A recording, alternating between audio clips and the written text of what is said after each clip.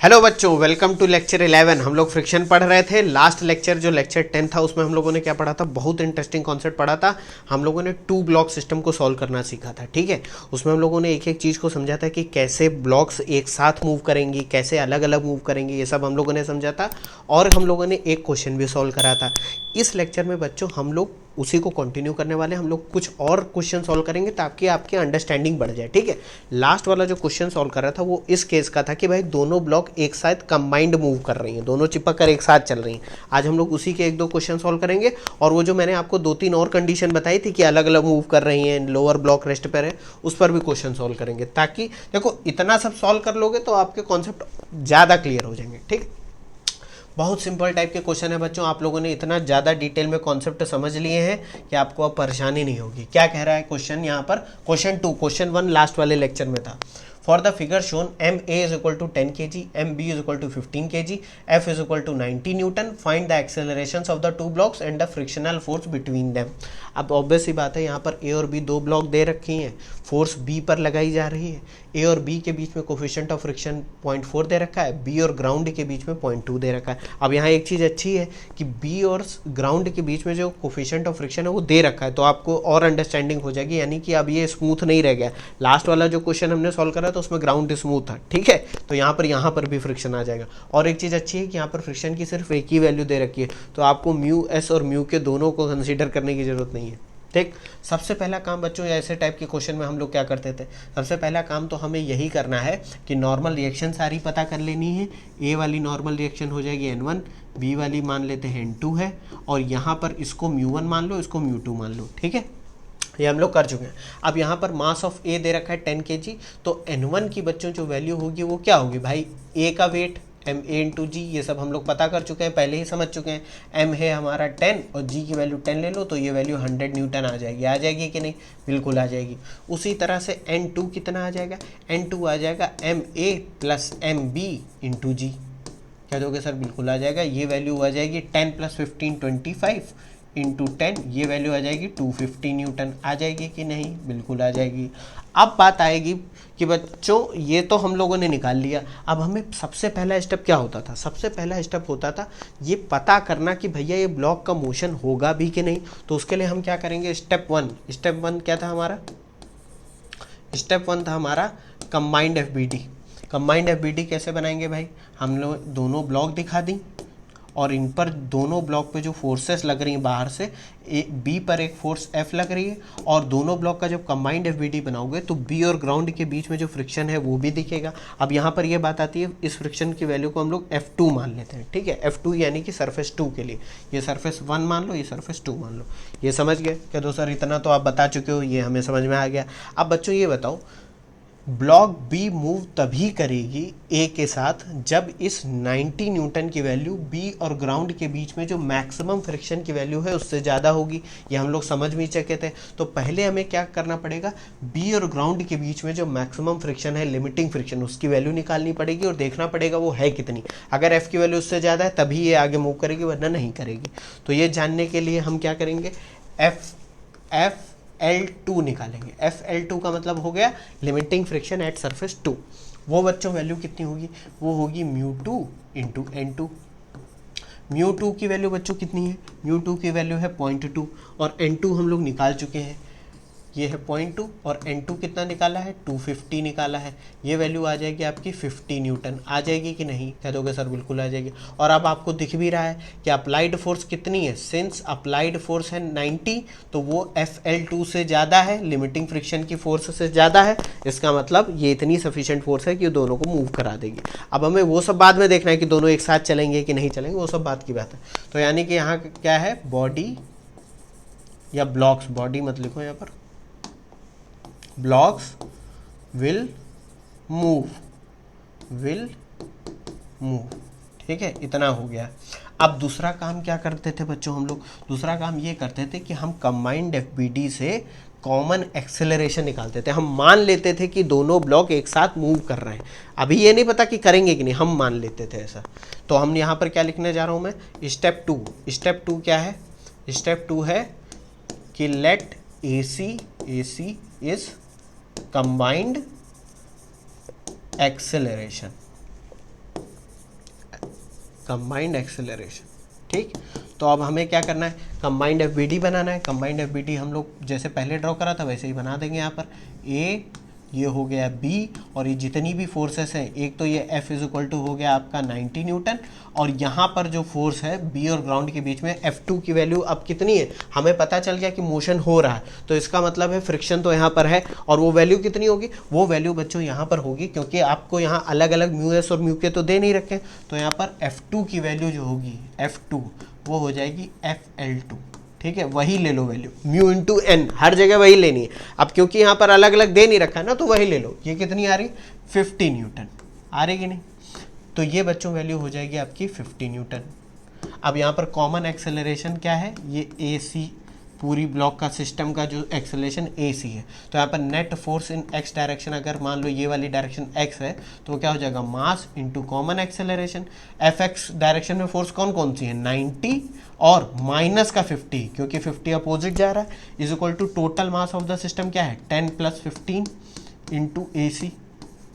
ठीक है, तो ए सी की वैल्यू बच्चों कितनी होगी, 40 डिवाइडेड बाई 25, ये सॉल्व करोगे तो आ जाएगा 1.6 मीटर पर सेकेंड स्क्वायर। आ जाएगा कि नहीं, कह दोगे सर बिल्कुल आ जाएगा। तो ए सी की वैल्यू आपको मिल गई 1.6 मीटर पर सेकेंड स्क्वायर। इसको आपको ध्यान में रखना है, क्यों ध्यान में रखना, वो सब पता है आपको। चलो इसको देखो, फिर मैं आगे बढ़ता हूँ। अब स्टेप 3 क्या है आपका, स्टेप 3 है ये पता लगाना कि जो हमने माना है वो सही है कि नहीं, ये एक साथ मूव कर रही हैं या अलग अलग मूव कर रही हैं। उसके लिए आपको क्या करना पड़ेगा, जिस ब्लॉक पे फोर्स नहीं लग रही उसको भी ध्यान में रखकर हम न्यूटन सेकेंड लॉ अप्लाई करेंगे और रिक्वायर्ड वैल्यू ऑफ फ्रिक्शन पता करेंगे। तो पहले इसको देखो, अब हम लोग क्या करने वाले हैं बच्चों, अब हम लोग अलग अलग फ्री बॉडी डायग्राम बनाएंगे। स्टेप 3 में हम लोग क्या कर रहे हैं, अलग अलग फ्री बॉडी डायग्राम बना रहे हैं। अब देखो बच्चों, ए जो है, ए पर कोई फोर्स आगे बढ़ाने के लिए लग रहा है, नहीं लग रहा है, तो जो भी फोर्स इसको आगे बढ़ाने के लिए लग रहा होगा वो फ्रिक्शन से आएगा, उसको हम लोग मान लेते हैं एफ। ये हम लोग पहले भी मानते थे। और बी जो है आपका, इस पर जो फोर्स हो जाएगा ये अपोजिट डायरेक्शन में हो जाएगा, और बी पे एक फोर्स आपकी लग ही रही थी, कितनी लग रही थी, 90 न्यूटन की, और बी और ग्राउंड के बीच में फ्रिक्शन आपका कितना है, F2 है। F2 की वैल्यू भी आप निकाल चुके हो, कितनी निकाल चुके हो, F2 आपका आ चुका है 50 न्यूटन। इतना समझ गया, कह दोगे बिल्कुल समझ गया सर। इसको F1 मान लो तो कंफ्यूज नहीं होगी, ये F1 हो गया। ठीक, अब यहाँ पर क्या करना है, ए वाली ब्लॉक पर हमें न्यूटन सेकेंड लॉ अप्लाई करनी है, क्योंकि हमें ये पता करना है कि जो हमारी रिक्वायर्ड वैल्यू ऑफ फ्रिक्शन है वो अवेलेबल फ्रिक्शन से ज़्यादा है या कम है, तभी तो हम पता लगा पाएंगे कि दोनों एक साथ चाह रही हैं कि नहीं, ये हम लोगों ने समझा था। तो यहाँ पर फॉर ए पर देखो, न्यूटन सेकेंड लॉ अगर अप्लाई करें, F1 is equal to mass of A into A C. भाई ये दोनों ही सेम एक्सेलरेशन से आगे बढ़ेंगी ना, यही तो हमने मान रखा है। तो F1 की वैल्यू बच्चों कितनी आ जाएगी, MA है 10 और ये है 1.6, तो ये आ जाएगी 16 न्यूटन। आ जाएगी कि नहीं, ये तो हो गई रिक्वायर्ड वैल्यू ऑफ फ्रिक्शन। यहाँ मैं लिखने वाला हूँ कुछ, एक तो ये लाइन में नहीं ड्रॉ कर पाता हूँ सही, ये कितना हो जाएगा, हाँ चलो यहाँ पर लिखता हूँ, required value of friction, required value of friction between A and B is equal to कितना है, F1, जिसकी वैल्यू आई है 1.6 न्यूटन। अब बात आती मैक्सिमम कितना हो सकता है, तो वो तो लिमिटिंग वैल्यू होगी ना, maximum value of friction, maximum value of friction. अब यहाँ पर ऐसे मत लिखो, maximum value of available friction, जो कि है हमारे पास, maximum value of available friction between A and B, ये कितना हो जाएगा बच्चों, ये हो जाएगा FL1, हो जाएगा कि नहीं। FL1 मतलब ए और बी के बीच में जो लिमिटिंग फ्रिक्शन वैल्यू, ये कितना हो जाएगा, μ1 इंटू N1। μ1 आपका कितना दे रखा है, μ1 है आपका 0.4, और N1 की वैल्यू आप 100 न्यूटन निकाल चुके हो, तो ये वैल्यू आप पुट कर दो यहाँ पर, ये कितना हो जाएगा 0.4 इंटू ये हो जाएगा 100, तो ये आ जाएगा 40 न्यूटन। अब बच्चों ध्यान से समझो, जो अवेलेबल वैल्यू है वो 40 न्यूटन, लेकिन आपको चाहिए कितनी, सिर्फ आपको 16 न्यूटन चाहिए, ये मैंने 1.6 लिख दिया है। आपको कितनी चाहिए, F1 is equal to 16 Newton चाहिए, जो आपको वैल्यू वो कम है और हमारे पास अवेलेबल ज़्यादा है। Since F1 is less then FL1 blocks will move together, blocks move together. तो आपने जो माना था वो एकदम सही माना था, एक्सेलरेशन उनका AC ही होगा, जिसकी वैल्यू आप निकाल चुके हो, वो है 1.6 मीटर पर सेकेंड स्क्वायर। तो ये आपने इस्टेब्लिश कर लिया, ये पूरा सब कुछ आपको पता चल गया। और आपने बी और ग्राउंड के बीच में भी फ्रिक्शन निकाल लिया है FL2 जो कि 50 न्यूटन आ रहा है। तो अब मैं यहाँ पर एक पॉइंट लिखने वाला हूँ नेक्स्ट पेज पर, क्या लिखूंगा, acceleration of blocks, acceleration of blocks ये कितना होगा बच्चों, ये हो जाएगा आपका AC is equal to 1.6 metre per second square. ये आपको बच्चों आंसर में ऐसे लिखना होगा, now blocks will move with a combined acceleration of 1.6 metre per second square. और फ्रिक्शन कितना होगा बच्चों, friction between A and B, ये वैल्यू होगी F1 के बराबर, जो कि हमने निकाल ली है 16। अब यहाँ पर बच्चों गलती फिर मत करना, मैं बार बार बोल रहा हूँ, क्योंकि आपकी जो रिक्वायर्ड वैल्यू ऑफ फ्रिक्शन है वो अवेलेबल जो मैक्सिमम है उससे कम आ रही है। तो हमें चाहिए कितना, हमें 16 ही चाहिए, और इस कंडीशन को फुलफिल करने के लिए मैक्सिमम फ्रिक्शन की वैल्यू चाहिए ही नहीं। तो जो अवेलेबल फ्रिक्शन है वो नहीं होगा, जो रिक्वायर्ड फ्रिक्शन है वो एक्चुअल फ्रिक्शन है। देखो भाई मैं बार बार बता रहा हूँ, इन दो सरफेस A और B के बीच में जो फ्रिक्शन की वैल्यू कहाँ से कहाँ लाई कर सकती है, 0 से मैक्सिमम वैल्यू तक, वहां तक लाई कर सकती है। तो ये कोई जरूरी नहीं कि मैक्सिमम होगा, वो होगा कितना वो यहां से पता चलेगा। अगर आपकी जो अप्लाइड फोर्स है वो इस तरीके से लग रही है कि required value of friction available friction से कम आ रही है, तो जो कम वाली वैल्यू है वही आपकी फ्रिक्शन की वैल्यू। बात समझ में आ रही। तो यहां पर कितनी फ्रिक्शन वैल्यू हो जाएगी between A and B, F1 is equal to 16 newton, और friction between B and ground, B and ground के बीच में कितना हो जाएगा, वो हो जाएगा F2, जिसकी वैल्यू FL2 के बराबर है, और वो आ जाएगा 50 न्यूटन। बात समझ गए, ये आंसर है आपका, 50 न्यूटन हम लोगों ने निकाला था। चलो इसको शुरुआत से देख लो।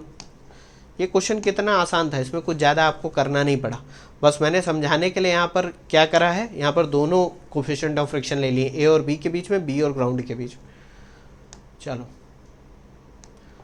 तो ऐसे टाइप के क्वेश्चन अब आप लोग बच्चों जल्दी से सॉल्व कर लोगे। मैं आपको समझा रहा हूँ इसलिए पूरी कहानी समझा रहा हूँ, हो सकता है किसी ने पुराना वाला लेक्चर ना देखा हो, बच्चों वो देख जरूर लेना, मैं बार बार कह रहा हूँ। चलो एक क्वेश्चन सॉल्व हो गया।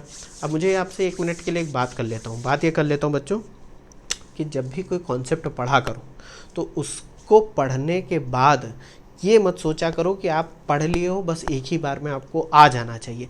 हमारे जो एक्सपेक्टेशन होते हैं पढ़ते वक्त, वही हमें मजबूर करते हैं कि हम पढ़ाई छोड़ के कुछ और करने लगे। क्यों, आप कुछ पढ़ने बैठे हो, आपके दिमाग में चला बस पढ़ते ही हमको समझ में आ जाएगा और सब कुछ हमें आ जाएगा, ऐसा नहीं होगा बच्चों। इतना आसान चीज़ें होती नहीं है, हमें थोड़ी मेहनत करनी पड़ती है, क्योंकि दिमाग हमारा बिल्कुल बंदर की तरह है, ये इधर उधर भागना चाहता है। हम जब पढ़ने बैठते हैं तो हमें उसे फोकस करना पड़ता है, वो इतनी आसानी से होता नहीं है, तो हम बहाने ढूंढते हैं। जहाँ हमें ज़रा सा दिमाग लगाना पड़ा कि अरे ये तो समझ ही में नहीं आ रहा है, चलो चलो रील देखते हैं, वीडियो गेम खेलते हैं, मूवी देखते हैं, बस तुरंत भाग जाओगे। वहाँ उठना नहीं है, दिमाग को बोलना है बैठो पढ़ो, समझ में आएगा, 2-3 बार पढ़ो, वीडियो देखो यूट्यूब पर कि ये टॉपिक किसने अच्छा समझाया है, मेरा समझ में आया मेरा देखो, जिसका समझ में आ रहा है उसका देखो। बात समझ में आ रही। चलो ज्ञान की बातें बहुत हो गई, एक क्वेश्चन और सॉल्व करते हैं इसी कॉन्सेप्ट पे, जिसमें हम लोग कंबाइंड मोशन देखेंगे। यहाँ पर भी वो कैसे देखेंगे अभी प्रूफ हो जाएगा। अच्छा ये तो कुछ अलग टाइप का क्वेश्चन है। If M A is equal to 10 kg, M B is equal to 15 kg, ठीक है। Find the maximum value of F below which the blocks move together. ये भी क्वेश्चन अच्छा है कि भाई एफ की एक ऐसी वैल्यू बतानी है जिस पर ये ब्लॉक, मैक्सिमम वैल्यू वो बतानी है जिस पर ये ब्लॉक एक साथ चिपक के चल पाएंगे। उससे ज़्यादा फोर्स बढ़ा दोगे तो ए अलग मोशन करेगा, बी अलग मोशन करेगा, दोनों का एक्सेलरेशन अलग अलग हो जाएगा। ए का मास दे रखा है, बी का मास दे रखा है, ए और बी फ्रिक्शन वाली रफ सरफेस है, म्यू की वैल्यू 0.25 दे रखी है, बी और ग्राउंड स्मूथ है। तो यहाँ पर ये तो हमें टेंशन लेनी ही नहीं कि मोशन होगा कि नहीं, फोर्स कितनी भी लगाओगे ये चीज। अच्छा बच्चों ऐसे टाइप के क्वेश्चन आए ना जब ग्राउंड और बी स्मूथ हो, तो आपको वो वाला स्टेप जो पहला है जिसमें हम चेक करते थे कि मोशन होगा या नहीं, वो करने की जरूरत नहीं। ऑब्वियस सी बात है कितनी भी कम फोर्स यहाँ पर लगाओगे बी और ग्राउंड के बीच में मोशन हो जाएगा क्योंकि स्मूथ है, ठीक है। चलो तो सबसे पहला काम बच्चों वही करेंगे हम लोग, N1 की वैल्यू निकाल लेंगे। N1 की वैल्यू हो जाएगी 10G जो कि हो जाएगा 100 न्यूटन, ये पहले वाले क्वेश्चन की तरह है। N2 की वैल्यू हो जाएगी 25G, 25G कैसे हो जाएगी 10 + 15G, तो ये हो जाएगा 250 न्यूटन। ये सब हम लोग पहले भी कर चुके हैं। अब यहाँ पर क्या कह रहा है, कंबाइंड मोशन हो रहा है, तो ये आपसे पहले ही उसने कह दिया कंबाइंड मोशन हो रहा है और F की वैल्यू मैक्सिमम पहुँच चुकी है। जरा ये बात दिमाग लगाना क्या कह रहा है, तो हम सबसे पहले कंबाइंड एक्सेलरेशन निकाल लेते हैं। उसके लिए हम क्या करेंगे, मान लेंगे कि इनका जो कंबाइंड एक्सेलरेशन है वो AC है, और इस पूरे सिस्टम पे कितनी फोर्स लग रही है भाई, इस पूरे सिस्टम पे MA प्लस MB पर जो फोर्स लग रही है वो है 90। फोर्स अभी हमें पता ही नहीं कितनी लग रही, तो वो F है, वो हमने कितनी मान ली F, यही तो पता करना है। तो अब यहाँ पर कंबाइंड एक्सेलरेशन बच्चों कितना होगा भाई, मैं बार बार वो न्यूटन सेकेंड लॉ नहीं लगाऊंगा, F is equal to mass into acceleration, मैं यहाँ पर बता देता हूँ similar case, F upon net, अरे वही यहाँ पर कॉन्सेप्ट आएगा, net pulling oblique pushing force upon total mass. तो F यहाँ पर हो गया फोर्स और टोटल मास है MA प्लस MB। समझ गए कि नहीं, कह दोगे सर समझ गए। यहाँ F अपॉन MA और MB कितना हो जाएगा, ये हो जाएगा 25। तो कॉम्बाइंड एक्सेलरेशन आपको पता चल गया।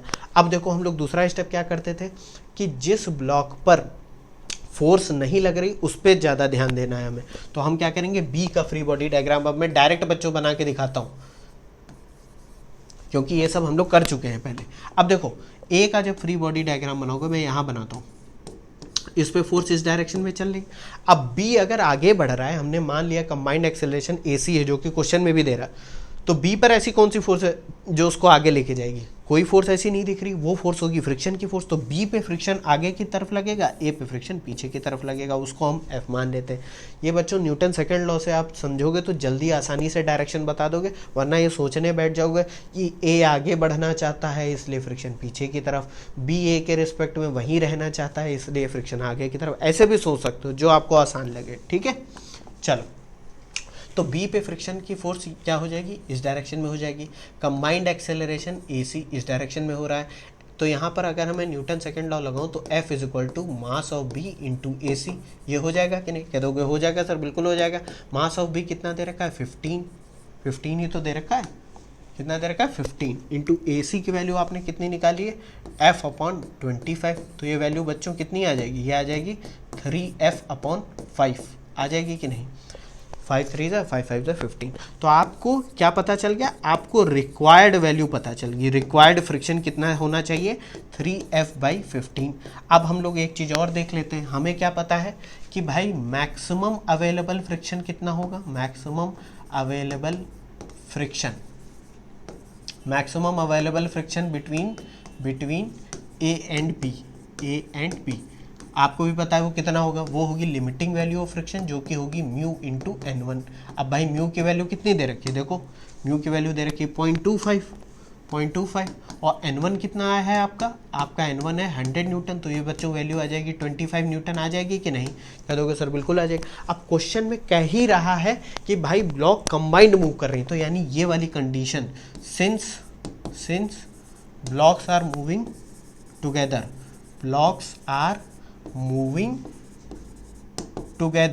तो ये वाली जो बच्चों कंडीशन है ये तो फुलफिल होगी ही। कौन सी कंडीशन, कि भाई जो रिक्वायर्ड वैल्यू ऑफ फ्रिक्शन है वो लेस देन इक्वल टू होनी चाहिए मैक्सिमम अवेलेबल फ्रिक्शन से, ये कंडीशन होगी। दोनों की वैल्यू रख दो, F की वैल्यू आपने कितनी निकाली है 3F/5 less than equal to FL की वैल्यू कितनी है 25। तो यहाँ से जब इसको यहाँ मल्टीप्लाई कर दोगे 3 नीचे लेके जाओगे तो F की वैल्यू आ जाएगी less than equal to 125/3 newton. अब बच्चों एक चीज़ ध्यान से समझना, हमें क्या पूछा गया है कि मैक्सिमम वैल्यू कितनी हो सकती है, तो मैक्सिमम वैल्यू का मतलब है कि F की वैल्यू लेस देन भी हो सकती है 125/3 से, और मैक्सिमम केस में इक्वल टू हो सकती है, इससे ज़्यादा नहीं हो सकती। तो मैक्सिमम वैल्यू आ जाएगी आपकी इज इक्वल टू 125/3 न्यूटन। ये आपका आंसर आ गया, देखा कितनी आसानी से क्वेश्चन सॉल्व हो गया और कितना अच्छा क्वेश्चन था। ठीक है, इसको देख लो एक बार। ये सब क्वेश्चन बच्चों अपने आप, पहले एक चीज़ और ध्यान रखना, जब भी मैं ये न्यूमेरिकल वाले लेक्चर जब आपको पढ़ाता हूँ या आपके साथ सॉल्व करता हूँ, तो सबसे पहले एक काम करा करो, पॉज करके क्वेश्चन पढ़ के खुद सॉल्व करने की कोशिश करा करो। ऐसा नहीं है कि मैं लगा रहा हूँ तो बस तुरंत जो है मेरे ही सॉल्यूशन पे जंप कर जाओ, अपना भी तो दिमाग लगा के देखो क्या मैं अपने आप सॉल्व कर पा रहा हूँ कि नहीं। ठीक है, चलो अब देखो ये कुछ क्वेश्चन हम लोग दूसरे केसेस पे भी सॉल्व करेंगे। अभी तक हम जो देखते आ रहे हैं उसमें क्या देखते आ रहे हैं कि भैया ब्लॉक्स जो है कंबाइंड मूव कर रही हैं। अब हम देखेंगे कि ब्लॉक्स जो है सेपरेटली मूव कर रही हैं, वो अभी जब हम सॉल्व करेंगे तो हमें पता चल जाएगा कि सेपरेट कैसे सॉल्व करेंगे। यहाँ पर देखो एक प्रॉब्लम दे रखी है जिसमें हमें कह दिया है कि find the accelerations of the blocks and the force of friction between them. तो अब देखो ए का मास कितना है 5 kg, बी का मास है 10 kg, फोर्स लगाई जा रही है ए पर 50 न्यूटन और म्यू दे रखा है ए और बी के बीच में। अब यहाँ बी और ग्राउंड स्मूथ दे रखा है, तो ऑब्वियस सी बात है हमें इसकी तो टेंशन लेनी ही नहीं है कि ये ब्लॉक मूव करेगी ही नहीं, करेगी या नहीं। क्यों? क्योंकि बी और ग्राउंड स्मूथ है, तो कितनी भी फोर्स ए पर लगाओ स्मॉल फोर्स वो मूव कर सकती है, मतलब मोशन हो सकता है। अब कैसा होगा वो हमें पता करना। तो स्टेप 1 में हम लोग क्या है, सबसे पहले नॉर्मल रिएक्शन पता कर लेते हैं सारी। ये सबसे पहला काम बच्चों करना, नॉर्मल रिएक्शन यानी कि यहाँ पर N1 और ये N2 हम पता कर लेते हैं। N1 कितना हो जाएगा बच्चों? N1 हो जाएगा 5G जो कि हो जाएगा 50, ठीक है। उसी तरह N2 कितना हो जाएगा? N2 हो जाएगा 15G भाई, 10 + 5 15G, तो ये हो जाएगा 150 न्यूटन। हो जाएगा कि नहीं? बिल्कुल हो जाएगा।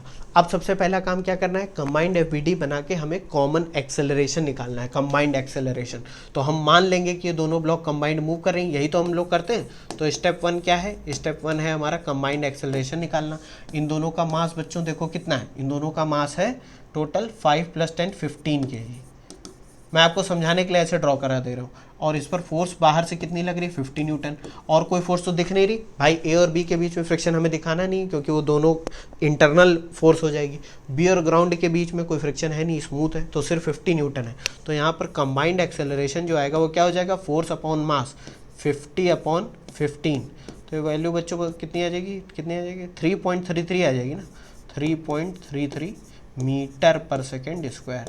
तो कंबाइंड एक्सेलरेशन आपको पता चल गया। अब हमें पता करना है कि एक साथ मूव करेंगे कि अलग अलग। उसके लिए क्या करेंगे, जिस ब्लॉक पे फोर्स नहीं लग रही उस पर पहले ध्यान दो।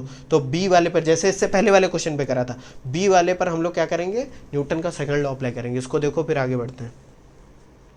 तो अब क्या करना है, बी पर, ए पर अगर हम देखेंगे तो फोर्स क्या लगेगी भाई, अभी मैंने बताया था ए पर अप्लाइड फोर्स कितनी है, अप्लाइड फोर्स है आपकी 50 न्यूटन। तो ये हो जाएगा 50 न्यूटन। और मैं मान लेता हूँ कि फोर्स ऑफ फ्रिक्शन जो है ए और बी के बीच में वो F है। तो बी के ऊपर जो फोर्स लगेगी जो उसको आगे एक्सेलरेट करेगी वो होगी F। और ये कितना एक्सेलरेशन होगा बी का? AC। ए का भी एक्सेलरेशन AC ही होगा कि नहीं, इसके बीच में ग्राउंड में तो कोई फ्रिक्शन है नहीं। तो यहाँ पर अगर मैं यहाँ पर न्यूटन सेकेंड लॉ अप्लाई करूँ, न्यूटन सेकेंड लॉ, ठीक है, तो force is equal to mass, force कितनी लग रही है external? F, mass of B into acceleration.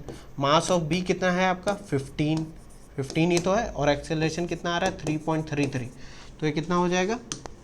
3.33 का मतलब हो जाएगा, इसको मैं ऐसे भी लिख सकता हूँ, ये हो जाएगा 10/3 ना, 10/3। तो इसको सॉल्व करने के लिए मैं यहाँ पर लिख देता हूँ 10/3, 15 × 10/3। तो ये सॉल्व होके आ जाएगा 3 5 जा, ये आ जाएगा 50 न्यूटन। आ जाएगा कि नहीं? देखो 3 5 जा 15, 50 न्यूटन आ गया। अब बात आती है कि ये तो होगी रिक्वायर्ड वैल्यू, ये हो गया रिक्वायर्ड F, रिक्वायर्ड F, ठीक। अब हमें अवेलेबल वैल्यू पता करनी है। तो अवेलेबल वैल्यू कैसे पता चलेगी? Limiting value, maximum available friction, available friction between A and B. तो अवेलेबल फ्रिक्शन की वैल्यू क्या होगी? FL, और ये कितनी हो जाएगी? Mu into N1। म्यू की वैल्यू बच्चों कितनी दे रखी है? म्यू की वैल्यू दे रखी है 0.4, और N1 की वैल्यू बच्चों कितनी निकाली हम लोगों ने? 100। तो ये वैल्यू कितनी आ गई? 40 न्यूटन। अब बच्चों देखो यहाँ पर खेल पलट गया। यहाँ पर क्या हो गया कि भैया जो हमारे पास अवेलेबल फ्रिक्शन है वो कम है, हमें रिक्वायरमेंट ज़्यादा की, हमें रिक्वायरमेंट कितनी है? 50 न्यूटन की रिक्वायरमेंट है। तो यहाँ पर क्या कंडीशन आ गई? Since F is greater than FL, blocks will move separately, blocks will move separately. इसका मतलब भैया जो आपने एज्यूम कर रखा था वो गलत एज्यूम कर रखा था।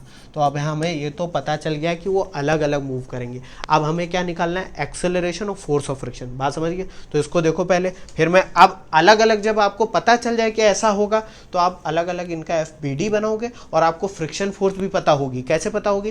कि भैया जब ए बी के ऊपर स्लिप कर रहा है तो इसके और इसके बीच में जो फ्रिक्शन है वो काइनेटिक फ्रिक्शन होगा। अब यहाँ अलग से तो म्यू के की वैल्यू दे नहीं रखी है, तो हम म्यू की ही वैल्यू ले लेंगे। बात समझ गए? चलो, तो ये आपको समझ में आ गया। अब हमने ये पता कर लिया कि अलग अलग मूव करेंगे सेपरेटली। तो हम यहाँ पर एक चीज़ लिखते हैं, force of friction, force of friction. अब देखो पिछले सारे क्वेश्चंस में क्या हो रहा था कि फोर्स ऑफ फ्रिक्शन जो बिटवीन ए एंड बी आ रहा था, ए एंड बी, वो कितना आ रहा था, जो रिक्वायर्ड वैल्यू हम लोग मेजर करते थे वही आ जाता था 50 न्यूटन, जैसे मान लो इस केस में आ जाता। लेकिन अब हमें क्या पता चला कि इतनी वैल्यू तो हमें मिल ही नहीं पाएगी, क्योंकि हमारे पास मैक्सिमम वैल्यू ही 40 न्यूटन है। इसका मतलब जो ए और बी के बीच में फ्रिक्शन है उसकी वैल्यू कितनी हो जाएगी, लिमिटिंग वैल्यू जो है, यानी कि काइनेटिक फ्रिक्शन होता तो काइनेटिक, अब यहाँ अलग से दे नहीं रखा तो हम 40 न्यूटन ही ले लेंगे। बात समझ में आ रही कि नहीं? ए और बी के बीच में अब स्लिपिंग हो रही है तो जो फ्रिक्शन की वैल्यू है वो 50 न्यूटन नहीं रह जाएगी, रिक्वायर्ड वैल्यू हमें उतनी मिल ही नहीं रही, जो मैक्सिमम वैल्यू मिल सकती है वो कितनी मिल सकती है, 40 न्यूटन। तो ये वैल्यू बच्चों यहाँ पर ये चेंज आ जाएगा, force of friction between A and B F is equal to F L is equal to 40 newton. बात समझ गए, ये चेंज आ जाएगा। अब यहाँ पर एफ एल मैंने लिख जरूर दिया बच्चों, वैसे थोड़ा सा गलत है क्योंकि एफ एल के बाद जब मोशन होगा तो वो कुछ वैल्यू कम भी हो जाती है ना, इसलिए एफ के हम ले लेते थे, लेकिन यहाँ जब दे ही नहीं रखा है म्यू के तो जो वैल्यू दे रखी है वो कंसीडर कर लो। अब हम क्या करेंगे, ए और बी का सेपरेट फ्री बॉडी डायग्राम बनाएंगे। तो ए पर देखो कौन कौन सी फोर्स लग रही थी, ए पे लग रही है 50 न्यूटन की फोर्स, और एक हमारा क्या लग रहा है यहाँ पर, फ्रिक्शन। तो यहाँ पर मैं दिखा देता हूँ, ये 50 न्यूटन और यहाँ पर एक फ्रिक्शन F लग रहा है, F की वैल्यू कितनी हो गई 40 न्यूटन। इसका एक्सेलरेशन मान लो A1 है। उसी तरह B पर कौन सी फोर्स लग रही है भाई, B पे फोर्स लग रही है F is equal to 40 newton की, और इसका एक्सेलरेशन आप A2 मान लो। बस अब यहाँ पर न्यूटन सेकेंड लॉ अप्लाई कर देना है 1 और 2 पर, A और B पर। फॉर ए के लिए फ्री बॉडी डायग्राम आप बना चुके हो। यहाँ पर net force sigma F is equal to mass of A into acceleration A1। तो सिग्मा एफ कितना हो जाएगा, 50 minus 40 is equal to mass of A है 5 इंटू A1। तो A1 कितना आ जाएगा, A1 आ जाएगा ये 10 डिवाइडेड बाई 5, आ जाएगा 2 मीटर पर सेकेंड स्क्वायर। आ जाएगा कि नहीं, बिल्कुल आ जाएगा। उसी तरह से फॉर बी के ऊपर देखो ना, अगर न्यूटन सेकेंड लॉ अप्लाई करो तो नेट फोर्स सिर्फ एफ लग रही है, F is equal to mass of B into acceleration A2। तो यहाँ पे F कितनी है 40 is equal to mass of B है आपका कितना है, मास ऑफ B है आपका कहाँ गया 10 kg।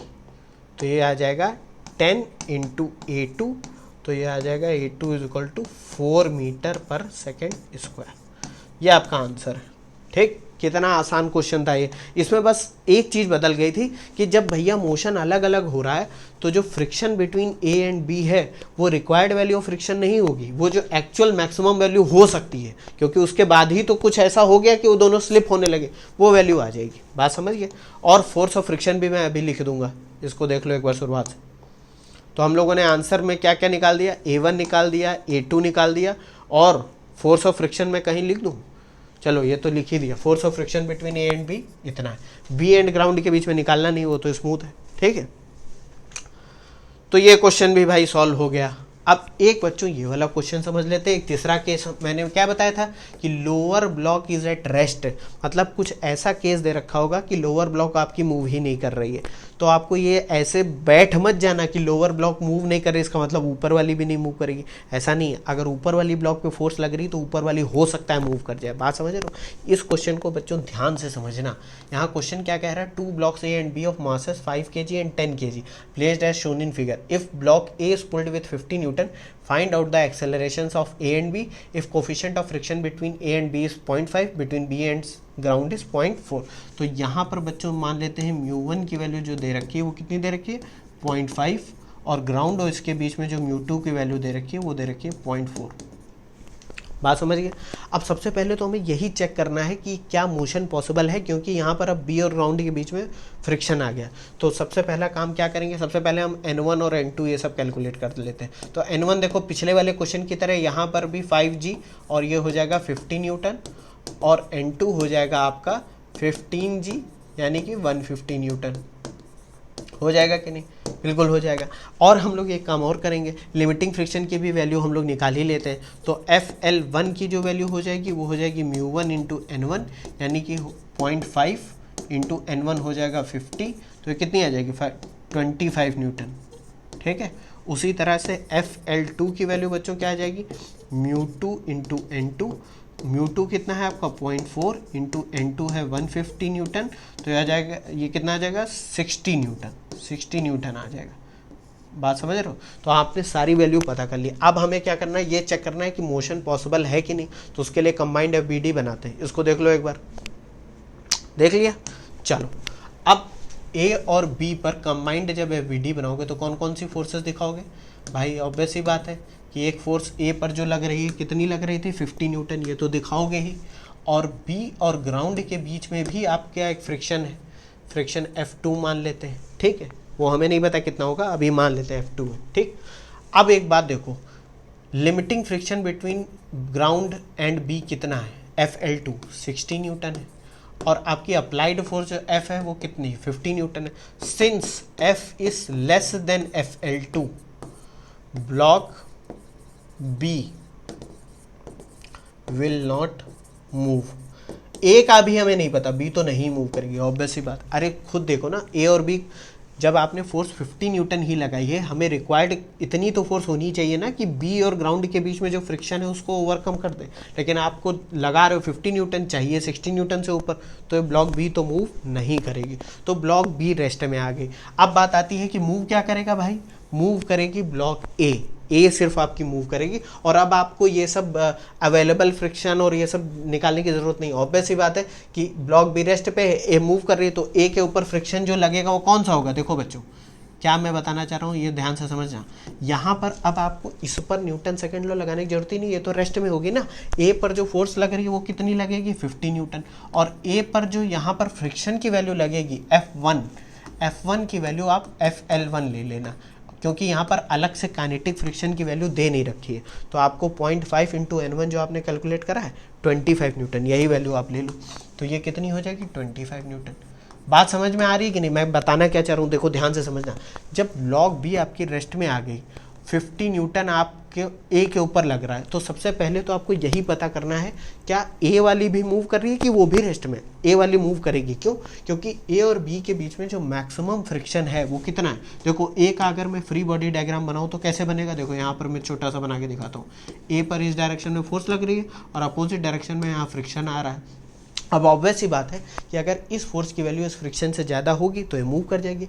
ए के ऊपर फोर्स कितनी लग रही? 50 न्यूटन, लेकिन जो लिमिटिंग फ्रिक्शन की वैल्यू है वो है 25 न्यूटन। तो ऑब्वियस ही बात है कि फ्रिक्शन से ज़्यादा वैल्यू लग रही है फोर्स की, तो ए मूव कर जाएगी लेकिन बी मूव नहीं कर पाएगी। तो यहाँ पर मैंने वही दिखा दिया है। FL1 है 25 Newton. Since F is greater than FL1, A will move. और इसका एक्सेलरेशन कैसे बताओगे? ये एक्सेलरेशन आप मान लो इसका ए है, क्योंकि नीचे वाली तो रेस्ट में आ गई, तो इसका एक्सेलरेशन निकालने के लिए आप क्या करोगे? Net force sigma F is equal to mass of A into acceleration. तो नेट फोर्स हो जाएगी 50 माइनस FL1 यानी कि F1 25 is equal to mass 5 into A. ये हो जाएगा 25 इज इक्वल टू 5a। तो एक्सेलरेशन बच्चों आ जाएगा 5 metre per second square for a, block ए के लिए। फॉर बी एक्सेलरेशन आपका हो जाएगा 0, क्योंकि block is at rest, block at rest. ये लिख देना बच्चों। अब एक्सेलरेशन 0 का मतलब ये भी वो दिमाग में लगा लेगा कोई कि भाई वेलोसिटी से तो सेम वेलोसिटी से तो नहीं चल रही है, ठीक है। ब्लॉक एट रेस्ट ये लिख देना, ठीक है। तो आपको आंसर तो मिल गया 5 मीटर पर सेकेंड स्क्वायर। ए का आपको एक्सेलरेशन मिल गया, बी आपकी रेस्ट में। लेकिन यहाँ मुझे आपको कुछ और बातें बतानी, इसलिए मैं, चलो इसको देख लो पहले एक बार, ठीक है।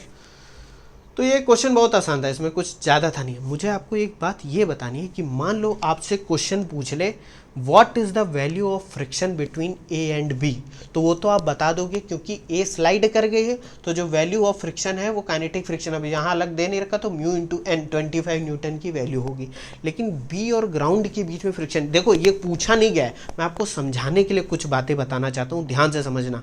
अगर मुझसे पूछे सपोज क्वेश्चन क्या पूछा जा रहा है, हमें पूछा जा रहा है find friction between B and ground. अब देखो बच्चों यहाँ पर खेल अलग हो जाएगा। कैसे अलग होगा बात मैं आपको समझाता हूँ।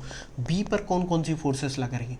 जो बच्चा यहाँ पर ये लिख के चला आया कितनी कि भैया बी और ग्राउंड के बीच में जो फोर्स ऑफ फ्रिक्शन है वो 60 न्यूटन की लिमिटिंग वैल्यू है, 60 न्यूटन की। वो बच्चा समझ लो उसको फ्रिक्शन समझ में नहीं आया है, वो बस ऐसे ही जल्दी जल्दी बस समझने की कोशिश कर रहा है लेकिन समझ में नहीं आया। देखो ध्यान से समझना, मैंने क्या बताया था कि फ्रिक्शन की एक्चुअल वैल्यू डिपेंड करेगी कि बॉडी पर फोर्सेस कैसे कैसे लग रहे हैं।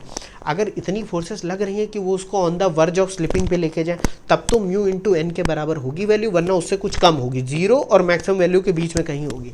बी पर जो एक्सटर्नल फोर्स है वो बच्चों कौन सी है? बी पर जो एक्सटर्नल फोर्स है वो है F1। बात समझो, बी पर कौन सी एक्सटर्नल फोर्स है? F1, जो ए की वजह से लग रही थी। ए पर, ए जो बी के ऊपर फ्रिक्शन लगा रहा था वही तो थी ये वाली फ्रिक्शन, ठीक है। अब बी और ग्राउंड के बीच में जो फ्रिक्शन वैल्यू है वो कितनी है? F2 हमने मान ली है, ठीक। F2 की जो लिमिटिंग वैल्यू है यानी FL2 है वो कितना आ रहा है? 60 न्यूटन।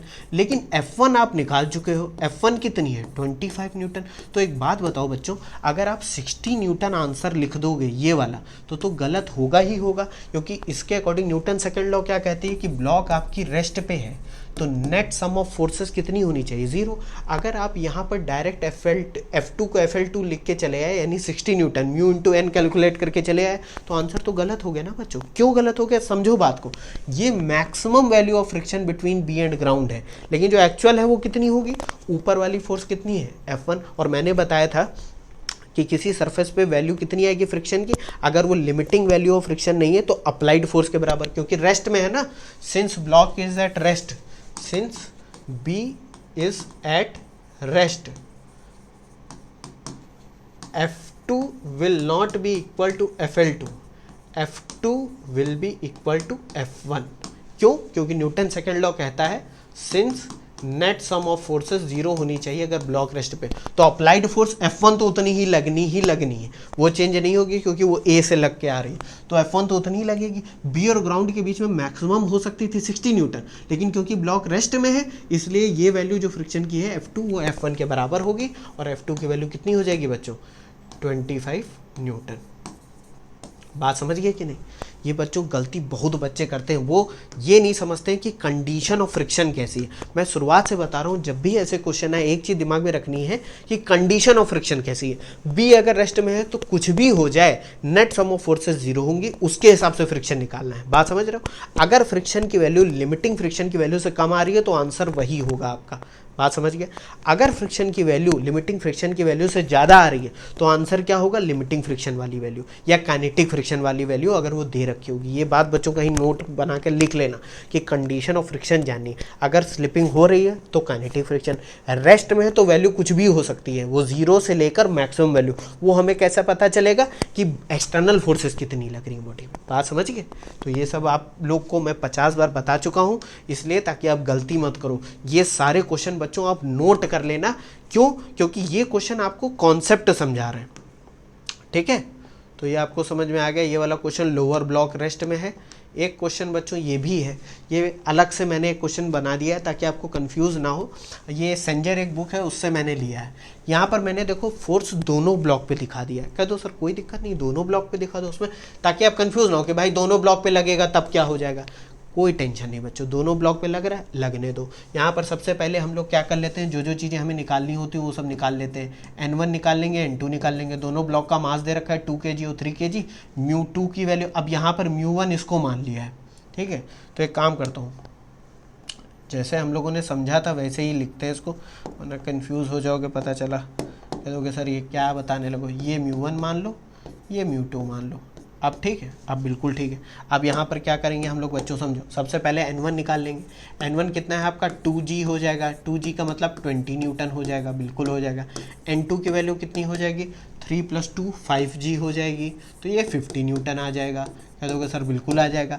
अब आप लिमिटिंग वैल्यू भी निकाल लो। Between A and B limiting value of friction कितनी होगी? FL1। ये मैं 1 वाली सरफेस है, ये 2 वाली सरफेस, बार बार बता रहा हूँ आपको। FL1 कितना हो जाएगा? μ1 × N1।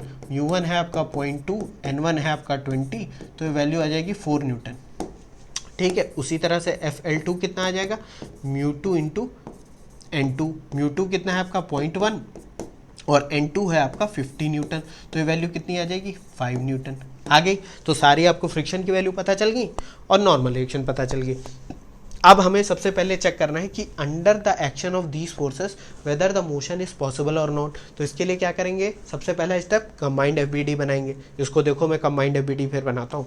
तो कंबाइंड एफबीडी बनाने का मतलब क्या है कि भाई 2 kg लग रहा था, 2 kg का मास ये है और ये है हमारा 3 kg का मास।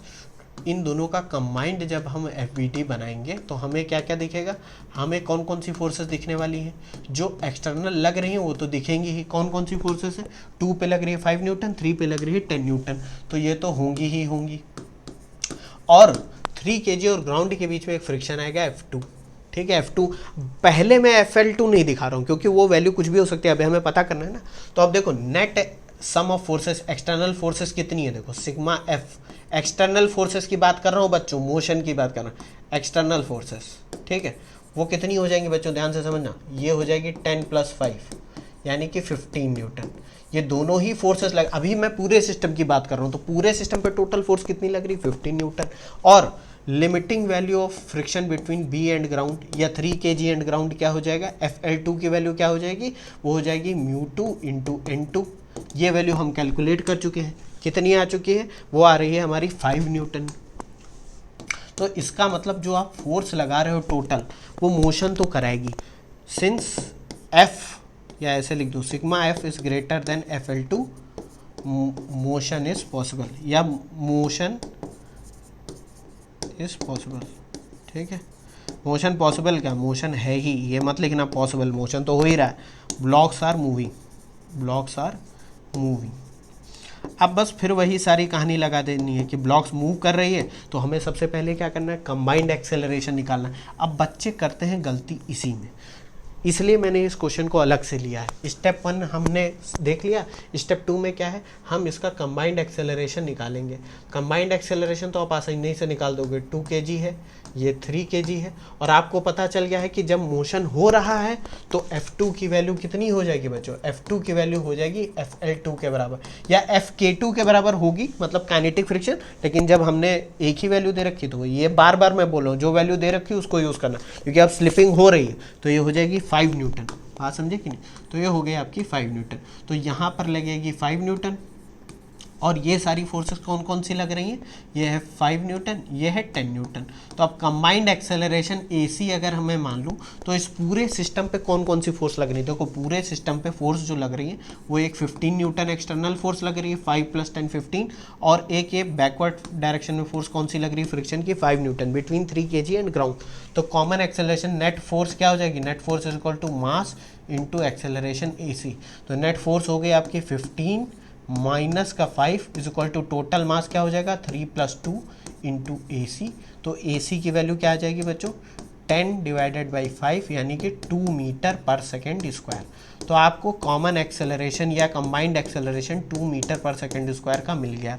अब आपको बच्चों क्या करना है, अब आपको चेक करना है जो आपने एज्यूम करा है वो सही है कि नहीं। अब यहाँ पर बच्चे क्या कंफ्यूज होंगे, सर आपने पहले बताया था कि जिस ब्लॉक पे फोर्स ना लग रहा हो उसको कंसीडर करना है, यहाँ तो दोनों ब्लॉक पे फोर्स लग रहा है। बच्चों कोई दिक्कत नहीं, दोनों पे लगने दो, आप किसी को भी, मैं ऊपर वाली ब्लॉक को कंसीडर करता हूँ। अब बच्चों ध्यान से समझो, हमने क्या मान रखा है, हमने मान रखा है कि भैया दोनों का कंबाइंड एक्सेलरेशन इस डायरेक्शन में हो रहा है कि नहीं, बिल्कुल हो रहा है। तो कन्फ्यूज़न आता है कि direction of friction between 2 and 3 kg आपको दिखानी है किस डायरेक्शन में। वो कन्फ्यूज़न अगर आपका दूर हो जाए तो आपको ये दिक्कत नहीं देगा। कैसे दिखाना, देखो फॉर 2 kg, मैं 2 kg को ही ले लेता हूँ। 2 kg को बच्चों ध्यान से समझना है क्या मैं बताना चाह रहा हूँ। ये 2 kg का मास है, इस पर फोर्स लग रही थी 5 न्यूटन की, और इसका कंबाइंड एक्सेलरेशन है AC, ठीक। हमें 2 kg और 3 kg के बीच में अभी फ्रिक्शन नहीं पता कितना होगा। अब एक चीज़ आप बात ध्यान से समझ लो, 5 न्यूटन का जो फोर्स है वो 2 kg को किधर ले जाना चाहता है, इधर ना, B के रिस्पेक्ट में इधर ले जाना चाहता है। अब यहाँ पर न्यूटन सेकंड लॉ आप डायरेक्टली नहीं अप्लाई कर सकते हो, क्यों, न्यूटन सेकंड लॉ से जैसे हम डायरेक्शन पता करते थे कि 2 पे फोर्स लग रहा है, B पे नहीं लग रहा होता था, तो B पे फ्रिक्शन ही लगेगा जो उसको आगे लेके जाएगा, लेकिन यहाँ तो B पर भी लग रहा है, तो यहाँ पर कोई दिक्कत की बात नहीं है। 2 kg पर आगे की तरफ फोर्स लग रहा है, और ये B के ऊपर हमने मान लिया है दोनों सिस्टम एक्सेलरेट इस डायरेक्शन में हो रहा है, तो A भी तो उसी डायरेक्शन में जा रहा है, तो B के रिस्पेक्ट में आगे बढ़ रहा है, फ्रिक्शन किधर जाएगा, पीछे की तरफ। तो यहाँ पर ये चीज़ दिखा दो यहाँ पर, ठीक है, क्योंकि एक्सेलरेशन इस डायरेक्शन में हो रहा है ना फोर्स के अंडर में, तो यहाँ पर ये फोर्स हमने दिखा दी F1, ठीक। उसी तरह से 3 kg पे क्या हो जाएगा, 3 kg पे इसका अपोजिट हो जाएगा, ये हो जाएगी F1।